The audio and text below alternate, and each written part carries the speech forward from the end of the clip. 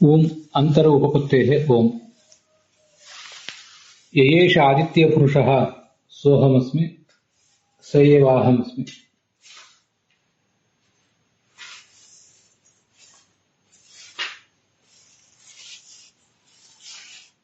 ಸಯ ಏತಮೇವಂ ವಿದ್ವಾನ್ ಉಪಾಸ್ತೆ ಅಪಹತೆ ಪಾಪಕೃತ್ಯಾಂ ಲೋಕೇ ಭವತಿ ಸರ್ವಮಾಯುರೇತಿ ಜೋಕ್ ಜೀವತಿ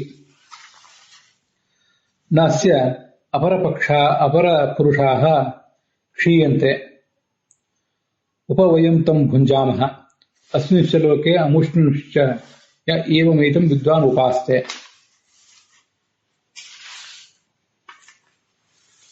ಈ ಸೂತ್ರಕ್ಕೆ ತತ್ವಪ್ರಕಾಶಿಕ ಏನ್ ಹೇಳಿದೆ ಅನ್ನೋದನ್ನ ನಾವು ನೋಡ್ತಿದ್ದೀವಿ. ಟಿಪ್ಪಣಿಯಲ್ಲಿ ಬಂದಿರುವಂತಹ ಮತ್ತೆರಡು ವಿಚಾರಗಳನ್ನ, ಹಾಗೆ ಈಗ ನಾನೇನು ವೇದವಾಕ್ಯ ಹೇಳಿದೆ ಆರಂಭದಲ್ಲಿ, ಇದರ ಅರ್ಥವನ್ನು ಕೂಡ ಸ್ವಲ್ಪ ಗಮನಿಸಬೇಕು. ಹಿಂದಿನ ದಿವಸ ನಾವು ಸ್ಥೂಲವಾಗಿ ಅದನ್ನು ನೋಡಿದ್ದೀವಿ, ಆಮೇಲೆ ನನ್ನ ಗಮನಕ್ಕೆ ಬಂದಿರುವಂತಹ ಒಂದಿಷ್ಟು ವಿಷಯಗಳನ್ನ ಈಗ ನಾವು ನೋಡಬೇಕು. ಬಹು ಅಗ್ನಿಗಳು ಅಂತ ಹೀಗೆಲ್ಲ ಅಲ್ಲಿ ಬಂದಿತ್ತು. ಜಾಬಾಲ ಸತ್ಯಕಾಮ ಗುರು ಎಲ್ಲೋ ಹೊರಗೆ ಹೋಗಿದ್ದಾಗ ಆತನ ಶಿಷ್ಯ ಉಪಕೋಸನಿಗೆ ಅಗ್ನಿಗಳು ಉಪದೇಶ ಮಾಡಿದ್ರು ಅಂತ ಅಲ್ಲಿ ಬಂದಿತ್ತು. ಕಾರ್ಹಪತ್ಯಾಗ್ನಿ, ಆಹವನೀಯಾಗ್ನಿ, ದಕ್ಷಿಣಾಗ್ನಿ ಅಂತ ಹೀಗೆ ಈ ಮೂರು ಅಗ್ನಿಗಳು ಅವನಿಗೆ ಉಪದೇಶ ಮಾಡಿದ್ರು ಅಂತ. ಅಲ್ಲಿ ಮೂರು ಕಡೆನೂ ಕೂಡ ಸೋಹಮಸ್ಮಿ ಸಯೇವಾಹಮಸ್ಮಿ ಅನ್ನುವ ಮಾತು ಮೇಲಿನ ಮೇಲೆ ಬರ್ತದೆ. ಅಭ್ಯಾಸ ಆತಂತ ನೋಡಿದ್ದೇವೆ ಟೀಕಾದಲ್ಲಿ. ಸೋಹಮಸ್ಮಿ ಸಯೇವಾಹಮಸ್ಮಿ ಇತಿ ಅಭ್ಯಾಸ ಆತಂತ. ಅಭ್ಯಾಸ ಅಂದ್ರೆ ಮತ್ತೆ ಮತ್ತೆ ಹೇಳೋದು. ಅಲ್ಲಿ ಆಹವನೀಯ ಅಗ್ನಿ ಸ್ವಲ್ಪ ವ್ಯತ್ಯಾಸ ಬರೋದು ಅಷ್ಟು ಮಾತ್ರ. ಅತಃ ಏನಂ ಆಹವನೀಯ ಅನುಶಾಸ, ಆಹವನೀಯ ಅಗ್ನಿ ಅವನಿಗೆ ಹೇಳಿತು ಅಂತ. ಅದಕ್ಕಿಂತ ಮುಂಚೆ ಅತಃ ಏನಂ ಗಾರ್ಹಪತ್ಯ ಅನುಶಾಸ ಅಂತ. ಅದಕ್ಕಿಂತ ಮುಂದೆ ಮತ್ತೊಂದು ಕಡೆ ಅನ್ವಾಹಾದಿ ಪಚನ ಅನುಶಾಸ. ಅಗ್ನಿಗಳು ಮೊದಲೊಂದ್ಸರಿ ಅವರಿಗೆ ಹೇಳಿದ್ರು ಅತಃ ಅಗ್ನಯ ಸಮೂದಿರೆ ಅಂತ. ಈ ಬ್ರಹ್ಮಚಾರಿ ಬಹಳ ಕಷ್ಟಪಟ್ಟಿದ್ದಾನೆ, ನಮ್ಮನ್ನು ಚೆನ್ನಾಗಿ ಸೇವೆ ಮಾಡಿದ್ದಾನೆ, ಅವನಿಗೆ ಉಪದೇಶ ಮಾಡೋಣ ಅಂತ. ಪ್ರಾಣೋ ಬ್ರಹ್ಮ ಕಂ ಬ್ರಹ್ಮ ಖಂ ಬ್ರಹ್ಮ ಅಂತ ಅವರು ಎಲ್ಲರೂ ಸೇರಿ ಒಂದು ಬಾರಿ ಉಪದೇಶ ಮಾಡಿದ್ರು ಅವನಿಗೆ. ಈ ಮುಖ್ಯ ಪ್ರಾಣ ಅಪರಬ್ರಹ್ಮ, ಅವನು ಬಲದೇವತೆ ಆದ ಮುಖ್ಯ ಪ್ರಾಣ ಅಪರಬ್ರಹ್ಮ, ಆನಂದ ರೂಪನಾದ ಜ್ಞಾನ ರೂಪನಾದ ಭಗವಂತ ಪರಬ್ರಹ್ಮ ಅಂತ ಹೀಗೆ ಉಪದೇಶ ಮಾಡಿದ್ರು. ಅದಾದ್ಮೇಲೆ ಈ ಗಾರ್ಹಪತ್ಯಾಗ್ನಿ ಉಪದೇಶ ಮಾಡಿದ. ಮುಂದೆ ಅನ್ವಾಹಾದಿ ಪಚನ ಅಂದರೆ ದಕ್ಷಿಣಾಗ್ನಿ. ಅವಾಗ ನಾನು ಅದರ ವ್ಯತ್ಯಾಸಗಳನ್ನು ಹೇಳಿದ್ದೆ. ಗಾರ್ಹಪತ್ಯಾಗ್ನಿ ಅಂದ್ರೆ ನಿತ್ಯ ಮನೆಯಲ್ಲಿ ಯಾವ ಅಗ್ನಿಯನ್ನು ಮೇಂಟೈನ್ ಮಾಡಿರ್ತಾರಲ್ಲ ಅದು ಗಾರ್ಹಪತ್ಯಾಗ್ನಿ. ಅನ್ವಾಹಾದಿ ಪಚನ ಅಂದ್ರೆ ದಕ್ಷಿಣಾಗ್ನಿ, ಅದು ವಿಷಯ ಸರಿ. ಈ ಪ್ರಾಯಶ್ಚಿತ್ತ ಮೊದಲಾದವುಗಳನ್ನು ಮಾಡ್ಲಿಕ್ಕೆ ಉಪಯೋಗ ಮಾಡುವ ಅಗ್ನಿ ಅಂತ ಹೇಳಿದ್ದೆ, ಅದು ಒಂದಿಷ್ಟು ಮಟ್ಟಿಗೆ ವಿಷಯ ಸರಿ. ಅದಕ್ಕೆ ಪ್ರಯೋಜನಗಳು ಅನೇಕ ಇರ್ತವೆ. ಯಜ್ಞ ಭಾಗದಲ್ಲಿ ನಾನು ಪರಿಣತ ಅಲ್ಲದ್ರಿಂದ ಯಾವುದೋ ಒಂದನ್ನು ಹೇಳಿರಲಿಲ್ಲ. ಈ ಶ್ರಾದ್ದ ಮೊದಲಾದ ಕ್ರಿಯೆಗಳಿಗೆ ಉಪಯೋಗ ಮಾಡುವ ಅಗ್ನಿಯನ್ನ ಅನ್ವಾಹಾರಿ ಪಚನ ಅಂತ ಹೇಳ್ತಾರೆ ಅಂತ ಅಲ್ಲಿ ಬಂದಿತ್ತು. ಮುಂದೆ ಆಹವನೀಯ ಅಂದ್ರೆ ವಿಶೇಷ ಹೋಮ ಏನಾದರೂ ಇದ್ರೆ ಅದಕ್ಕೆ ಆಹವನೀಯ ಅಂತ ಹೇಳ್ತಾರೆ. ಇವರೆಲ್ಲರೂ ಕೂಡ ಹೇಳಿದ ಮಾತಿದೆಯಲ್ಲ, ಸಯ ಏತಮೇವಂ ವಿದ್ವಾನ್ ಉಪಾಸ್ತೆ, ಯಾರು ಹೀಗೆ ಉಪಾಸನೆ ಮಾಡ್ತಾನಲ್ಲ ಇವು ಸಮಾನ, ಮುಂದೆ ಸಮಾನವಾಗಿ ಮುಂದೆ ಬರ್ತದೆ. ಮೊದಲು ಯಯೇಷ ಆದಿತ್ಯ ಪುರುಷೋ ದೃಶ್ಯತೆ ಅಂತ, ಇದು ಗಾರ್ಹಪತ್ಯಾಗ್ನಿ ಹೇಳಿದ್ದೆ. ಆದಿತ್ಯನಲ್ಲಿ ಪುರುಷ ಕಾಣ್ತಾನಲ್ಲ. ಆಮೇಲೆ ಅನ್ವಾಹಾರ್ಯ ಪಚನ ಹೇಳ್ತಾನೆ ಯಯೇಷ ಚಂದ್ರಮಸಿ ಪುರುಷೋ ದೃಶ್ಯತೆ, ಚಂದ್ರನಲ್ಲಿ ಪುರುಷ ಕಾಣ್ತಾನೆ ಅಂತ. ಯಯೇಷ ವಿದ್ಯುತಿ ಪುರುಷೋ ದೃಶ್ಯತೆ ಅಂತ ಮುಂದೆ ಬಂದಿದೆ. ಇದು ಆಹವನೀಯಾಗ್ನಿ ಹೇಳೋದು.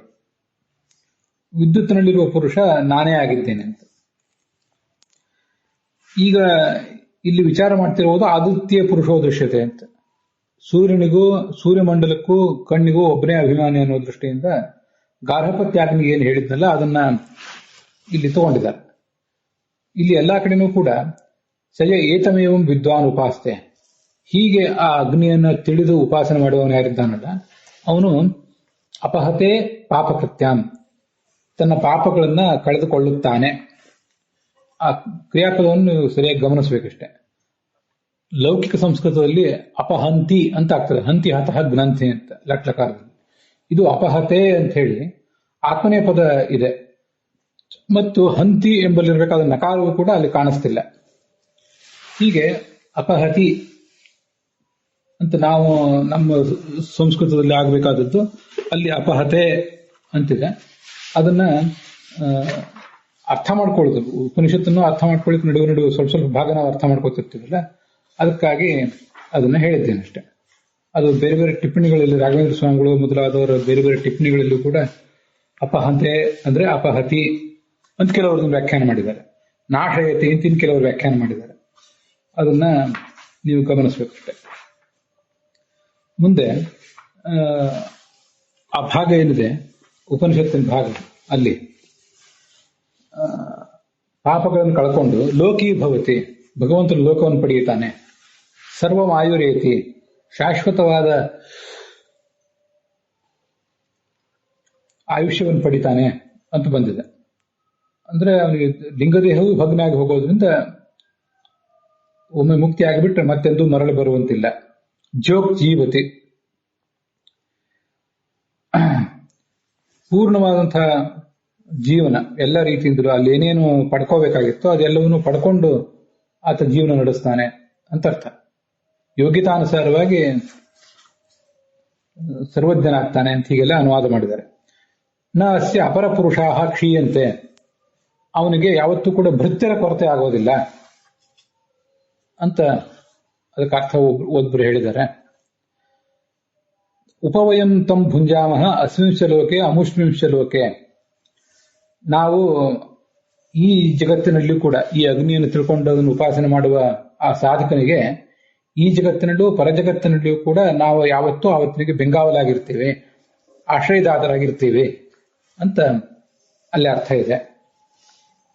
ಈ ತರ ಅವರು 3 ಜನ ಅಗ್ನಿಗಳು ಉಪದೇಶ ಮಾಡಿದ ಮೇಲೆ ಗುರು ಬರ್ತಾನೆ. ಗುರು ಬಂದು ಅವನಿಗೆ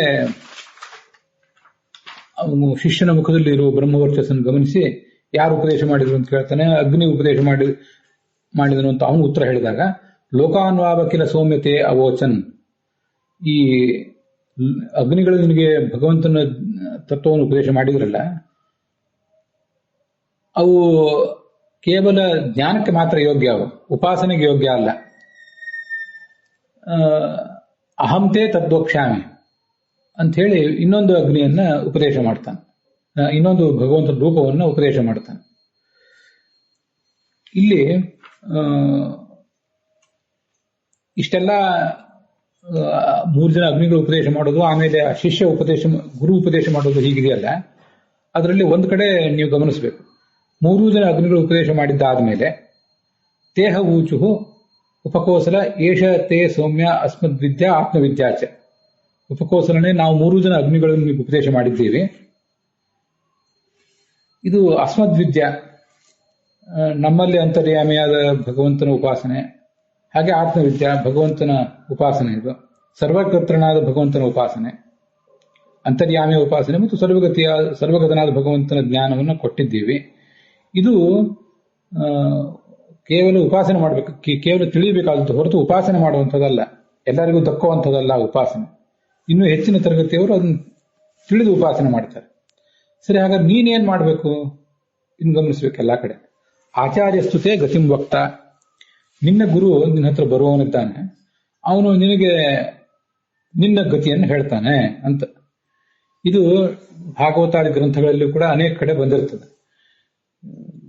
ದೇವತೆಗಳೇ ಕೆಲವು ಬಾರಿ ಜ್ಞಾನ ಕೊಟ್ಟರೂ ಕೂಡ ಆ ದೇವತೆಗಳು ಆಚಾರ್ಯನಿಗಿಂತಲೂ ಶ್ರೇಷ್ಠರು ಜ್ಯೇಷ್ಠ ಆದರೂ ಕೂಡ ಕೆಲವು ಕಡೆ ನನ್ನ ಮುಕ್ತಿ ಯಾವುದರಿಂದ ಆಗ್ಬೇಕಾಗಿದೆಯಲ್ಲ ಅದು ಆಚಾರ್ಯನಿಂದಲೇ ಬರಬೇಕು, ಅವನನ್ನ ಸ್ವರೂಪ ಗುರು ಅಂತ ಹೇಳ್ತಿರ್ತಾರೆ.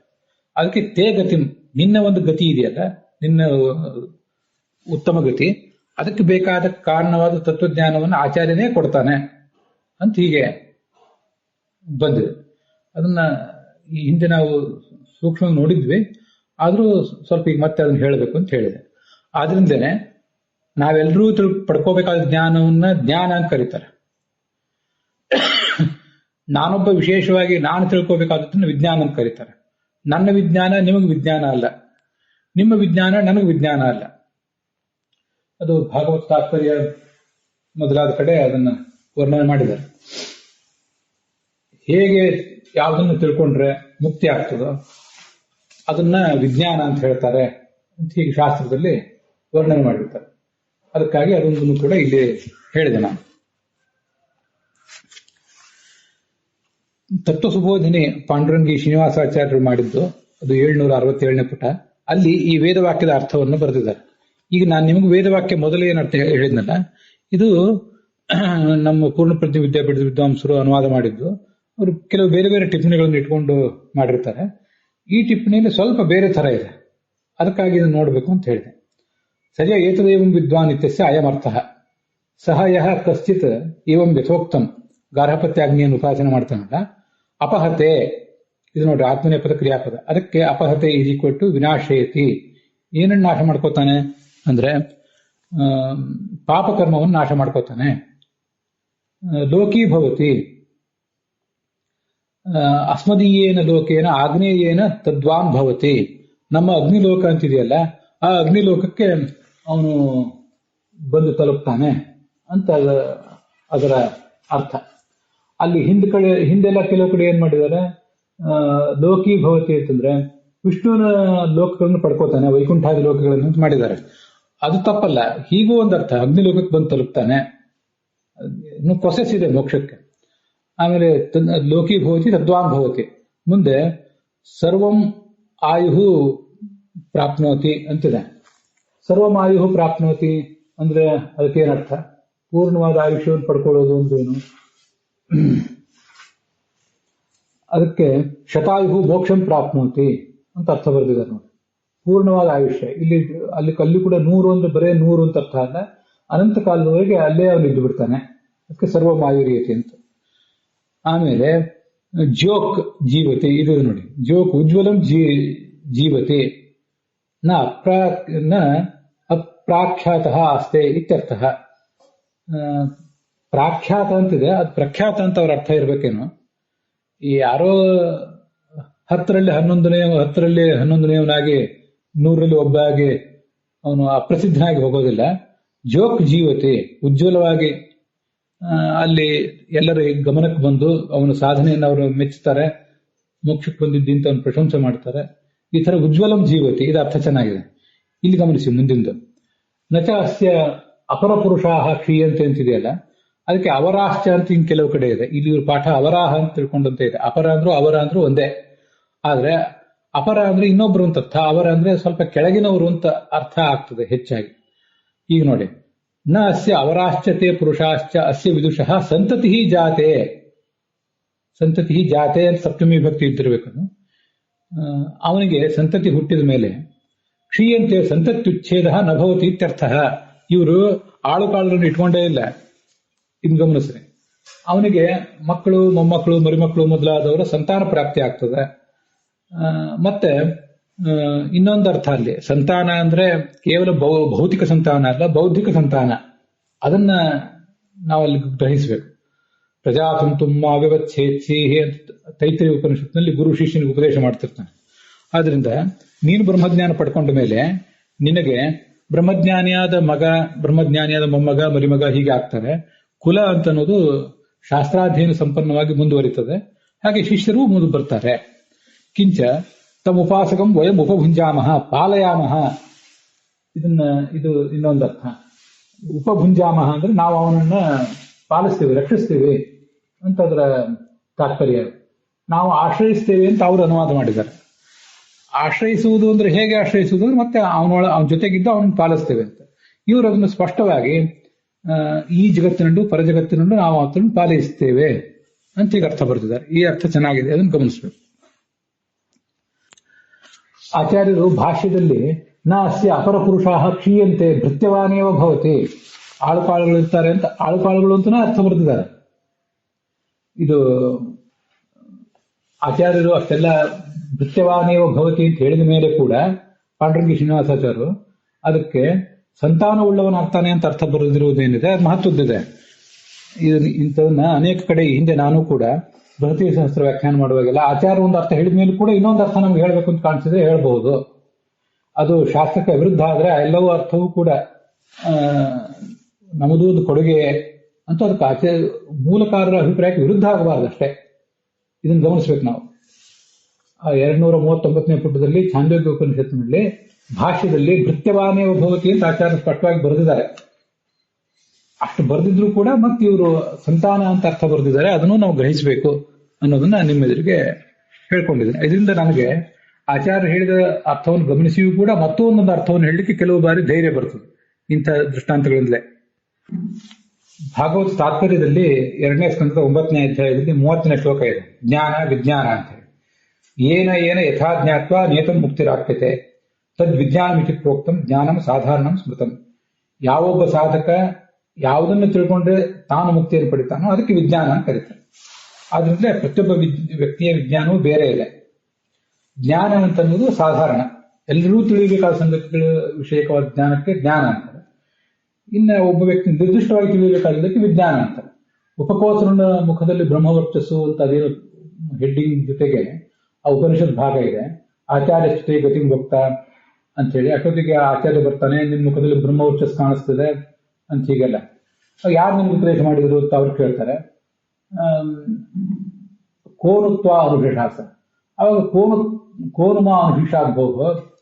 ಅವಾಗ ಅವನು ಹೇಳ್ತಾನೆ ಶಿಷ್ಯ, ಹೌದು ನನಗೆ ಉಪದೇಶ ಮಾಡಲು ಶಕ್ತಿ ಬೇರೆ ಯಾರಿಗಿದೆ, ಅದನ್ನ ಬ್ರಹ್ಮವಿದ್ಯೆಯನ್ನು ಯಾರು ನನಗೆ ಉಪದೇಶ ಮಾಡಿ ಶಕ್ತಿ ಇದೆ, ಅದನ್ನು ಜ್ಞಾನಿಗಳ್ಯಾರು, ನೀವಾದ್ರೂ ಗುರುಗಳು ಮಾಡಬೇಕು ಅಥವಾ ಇನ್ಯಾರಾದ್ರೂ ಮಾಡಬೇಕು.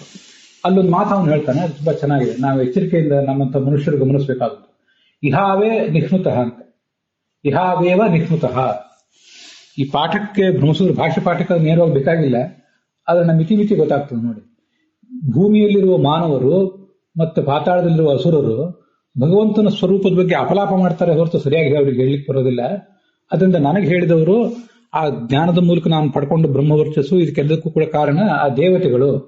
ಅಲ್ಲಿ ಆಚಾರ್ಯರ ಭಾಷ್ಯ ಇದೆ ಮುಂದೆ. ಇಹಚ ಅವಚ ಇಹಾವೇ. ಇಹ ಅಂದ್ರೆ ಈ ಲೋಕ, ಅವಚ ಅಂತಂದ್ರೆ ಇನ್ನೊಂದು ಲೋಕ. ಇಹ ಅಂದ್ರೆ ಮನುಷ್ಯ ಲೋಕ, ಅವ ಅಂದ್ರೆ ಪಾತಾಳ ಲೋಕ. ಇಹೇತಿ ಮನುಷ್ಯ ಲೋಕ ಸ್ಥಾಹ ಉಚ್ಚಂತೆ. ಇಹ ಎಂಬ ಶಬ್ದದಿಂದ ಮನುಷ್ಯ ಲೋಕದಲ್ಲಿರುವ ಪಂಡಿತರ ಬಗ್ಗೆ ಹೇಳ್ತಾರೆ. ಅವ ಅಂದ್ರೆ ಪಾತಾಳ ಲೋಕದಲ್ಲಿರುವ ದೈತ್ಯರ ಬಗ್ಗೆ ಹೇಳ್ತಿದ್ದಾರೆ. ಮನುಷ್ಯ ಲೋಕದಲ್ಲಿರುವ ಪಂಡಿತರು ಅಂತ ನಾನು ಇದನ್ನ ಇಂಟರ್ಪ್ರಿಟ್ ಮಾಡಿದಂತೆ. ಅಂತೂ ಇಹಚ ಅವಚ ಅಂದ್ರೆ ಮನುಷ್ಯ ಲೋಕದಲ್ಲಿದ್ದವರು ಮತ್ತು ಪಾತಾಳ ಲೋಕಸ್ಥರು. ಮಾನುಷಾಸುರೋ ಭಗವಂತಂ ನಿಹ್ನುತಃ ಏವ ನ ವಕ್ತುಂ ಸಮರ್ಥವು. ಮನುಷ್ಯ ಲೋಕದಲ್ಲಿರುವವರು ಪಾತಾಳ ಲೋಕದಲ್ಲಿರುವವರು ಭಗವಂತನ ಬಗ್ಗೆ ಏನಾದರೂ ಹೇಳಿದ್ರೆ ಅವ್ರು ಸರಿಯಾಗಿ ಹೇಳುವುದಕ್ಕಿಂತ ಅಪಲಾಪನೆ ಜಾಸ್ತಿ ಮಾಡಿರ್ತಾರೆ, ತಪ್ಪೇ ಜಾಸ್ತಿ ಹೇಳಿರ್ತಾರೆ. ಆದ್ರಿಂದ ಅಥೋ ದೇವಾ ಏವ ಮಾ ಮನುಷ್ಯ ಶಾಸು, ದೇವತೆಗಳೇ ನನಗೆ ಹೇಳಿದರು ಅಂತ ಅವನು ಅದ್ರ ಬಗ್ಗೆ ಹೇಳ್ತಿದ್ದಾನೆ. ನಾವು ಮನುಷ್ಯರಾದವರು ಪಾಠ ಹೇಳುವವರು ಮತ್ತು ಮನುಷ್ಯರಿಂದ ಪಾಠ ಕೇಳುವವರು ಎಷ್ಟು ಎಚ್ಚರಿಕೆಯಿಂದ ಇರಬೇಕು ಅನ್ನೋದು ಇದು ನಮಗೆ ತಿಳಿಸಿಕೊಡ್ತದೆ. ಅಲ್ಲಿಗೆ ಇವತ್ತಿನ ಈ ಭಾಗ ಸಮಾಪ್ತ ಆಗಿದೆ.